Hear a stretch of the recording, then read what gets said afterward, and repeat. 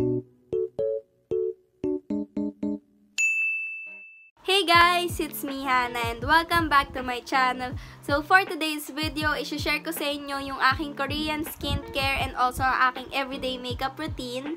So ayun, recently nagkaroon ako ng acne breakout and ayun, hindi naman siya ganun kalala pero nagkaroon ako ng maraming bumps sa aking face. So ito yung mga products na tumulong sa akin para mabawasan yon and para mag-smoothen din yung aking skin. And ayun, disclaimer lang guys na hindi lahat ng i-share kong products sa inyo is baka mag-work since iba-iba tayo ng skin type and yung skin type ko is oily to combination skin. And also, hindi ganun ka-sensitive yung aking skin. So, ayun, hindi din perfect yung aking face. As you can see, may mga blemishes pa, tapos may mga dark spots pa. Ayun guys, gusto ko din i-share sa inyo yung mga products na ginagamit ko para sa everyday makeup / school routine. If gusto niyo malaman yung mga products na ginagamit ko, then just keep on watching. So first, for the facial wash, ang ginagamit ko is itong Altea Real Fresh Skin Detoxer in Rose. And ayun, kita niyo naman na ginagamit ko siya dahil nakalahati ko na siya. Gusto ko yung pagka-rosy scent niya and ayun, gagamitin mo lang siya for 10 seconds and kumikinis na yung mukha nyo. Meron tong dalawang variant which is yung rose and yung green tea and ayun, mas gusto ko tong rose. So ayun, nakapaglinis na pala ako ng face guys and yung next natin na gagamitin is toner and ang ginagamit ko is itong Heimish na refresh water and ayun, medyo ginagamit ko siya as of the moment. Pag ginagamit ko tong toner na to, parang feeling ko ang fresh lang ng mukha ko and hindi siya dry and also nakaka-smoothen din to ng skin. Tatanggal din niya yung mga excess dirt sa ating face kahit naghilamos na tayo, nag-makeup remover. So ayan, as you can see, may dumi pa rin yung aking face kahit naghilamos na ako.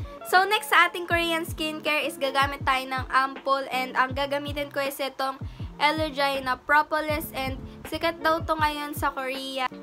May mga nakikita akong reviews na nakakatanggal daw to ng pimples and nakaka-smoothen din to ng face. Pero may mga iba na hindi daw to nag-workout sa kanila. Hindi ko alam kung bakit. But for me, nag-workout naman siya. Parang mas naging clear yung skin ko. So, nakuha ko lang to sa isang padala. And ayun, I think you can buy this sa Shopee or sa Lazada. So, yung fourth step sa ating Korean skincare is ang essence. And yung gagamitin ko is itong TMYS na Iconic Brightening Essence. So, itong essence na to, amoy lemon and ayun, legit na nakaka-brighten talaga siya ng face. Medyo sticky lang yung texture niya for a while, pero pag na-absorb naman siya ng face mo, hindi na siya ganun ka-sticky.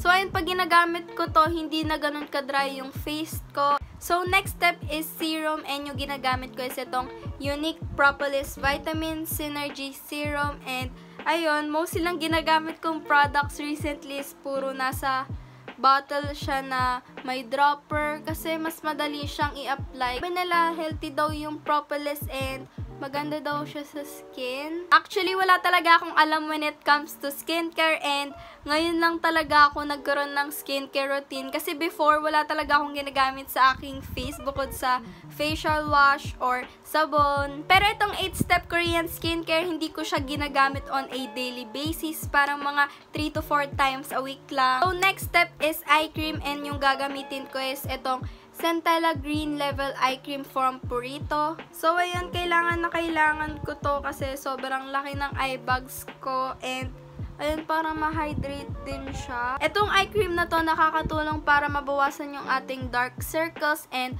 para ma-moisturize din yung ating under eyes. So, next step is moisturizer and yung ginagamit ko is itong White Tightening Cream from the Skin House. Actually, hindi ko alam if moisturizer ba talaga to, pero nakakatulong siya para ma-minimize yung pores ko. Lalo na dito sa my nose part kasi ang laki talaga ng pores ko dyan. Pag ginagamit ko to, talagang nababawasan yung aking mga malalaking pores and ayun, nakaka-smoothen din siya ng face. Tapos yung texture niya parang mala snail na cream. But anyways, ang bango din nung amoy niya.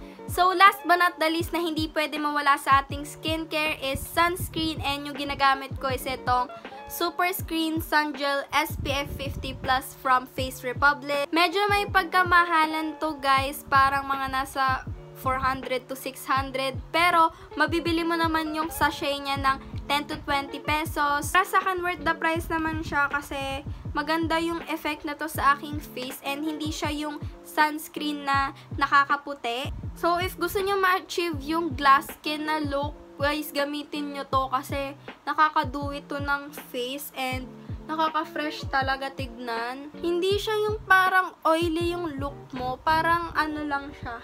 Glowy, dewy, ganon. Guys, yung Face Republic, meron din silang mga facial cleanser, mga mask, mga BB cream. Available to guys sa Watsons, Beauty Manila, Shopee, and Lazada. So, tapos na tayo sa ating Korean skincare. And, ayun, as you can see, kumikinang yung aking face. But, anyways, magsistart tayo sa BB cream. And, yung ginagamit kong BB cream is etong BB Holic Everyday BB Cream from iWhite Korea. So, ayun, magbe-BB cream tayo and, ayun, syempre, hindi siya full coverage, parang pang fresh makeup lang tayo. Gusto ko to kasi parang, yun, pang fresh lang siya, pang everyday, and parang may glow yung face mo. Ayun, guys, as you can see, oh, para akong may highlight pero wala talaga. So, hindi mawawala sa routine ko ang concealer and yung ginagamit ko is itong Instant Age Rewind na concealer by Maybelline. So, yung shade ko is 130 medium and ayun, ito yung favorite kong concealer as of the moment. Medium yung coverage niya and natatakpan niya yung mga blemishes ko, lalo na yung under eyes ko. Kasi pag wala akong concealer, guys, para akong laging puyat sa school. So, hindi na ako gagamit ng brush, guys. Gagamitin ko na lang yung kamay ko. But, anyways, ayun nga. Mas prefer ko tong Age Rewind kesa dun sa isa na lang concealer kasi mas natatakpan nito yung under eyes ko. So, moving on, next naman na gagamitin natin is itong pangkilay from LB Tokyo Cosmetics. Actually, bihira lang ako magkilay, guys, kasi makapal na yung kilay ko. And, ayun, alam nyo na, ayoko lang mag-exert ng effort kasi minsan nagmamadali ako sa school and wala naman akong time para magkilay. Ang gusto ko tong pangkilay nila kasi 3-in-1 siya, may spoolie, may pencil, tapos pag inopen mo to sa gitna, meron din siyang powder. Yung shade pala nito, guys, is brown and ayun, guys, finifill-upan ko lang yung brows ko and hindi ko na din siya nilalagyan ng concealer kasi parang may shape na kasi yung brows ko. So, next naman is gagamit tayo ng blush and yung ginagamit ko is itong Careline Oil Control Blush On and yung shade nito is Peach Glow. Ang itsura niya, guys, and may pagka-orangey siya na peach. Parang nude lang yung color niya. Ayan, ganyan. So, ayun, bihira na din ako mag-powder kasi gusto ko yung pagka-dewy effect ng aking face. And, ayun, pag nagpa-powder ako, Johnson's lang naman yung ginagamit ko.